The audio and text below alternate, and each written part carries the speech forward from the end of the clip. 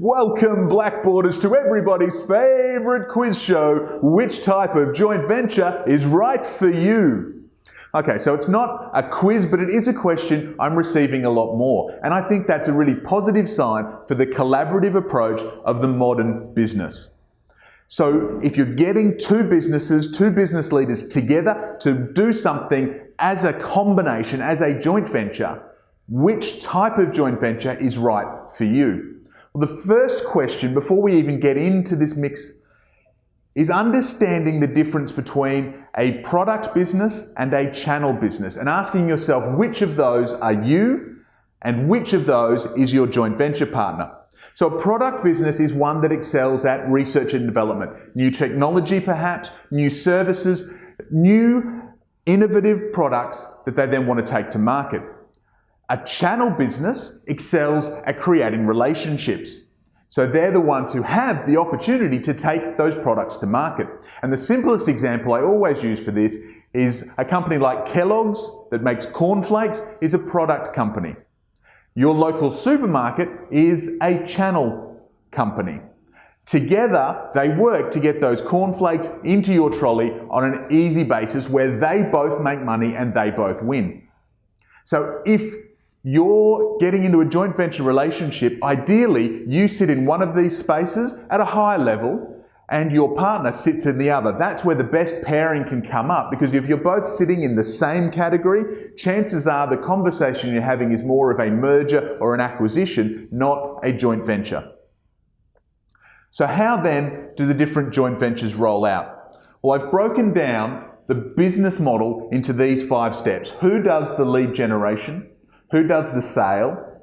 Who delivers the work? Under which brand is that work delivered? And then who sends the invoice? Let's go through these one by one. The first, the leads are created by the channel business. And that often means that they're also doing the sale. This is, after all, what they do best. Find the new clients and sell them. The actual work is done by the product company. Now remembering, product may be a service, it may be consulting, or maybe it is an off-the-shelf widget. So the product company actually does the delivery using the product company's brand, and the product company sends the invoice. Now this is a referral relationship. We find the clients, we send them to you, and you do the work. And sometimes I even see a situation where the channel company just introduces the lead. They don't even do the sales themselves. The product company is responsible for that. And in those situations, the referral fee, the percentage of revenue that the channel company takes as part of that relationship, is usually a little bit smaller. The more they do, the more percentage they get for the sales. So if we move down, what if the channel company does maintain that relationship? So they do take responsibility for the sales, and then at the other end they also send out the invoice. Well, now what we have is much more of a distributor relationship. Kellogg's and your supermarket is a classic example of this. You're buying Kellogg's cornflakes that they've made under their brand, but you're giving your money to the supermarket. They're distributing that product.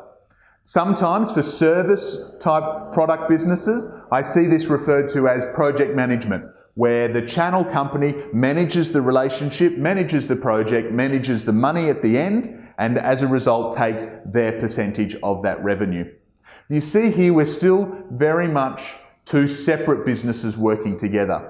What about this third instance, where you've got the channel company taking full responsibility through the whole process? Now in this case, they're still delivering the work of the product company.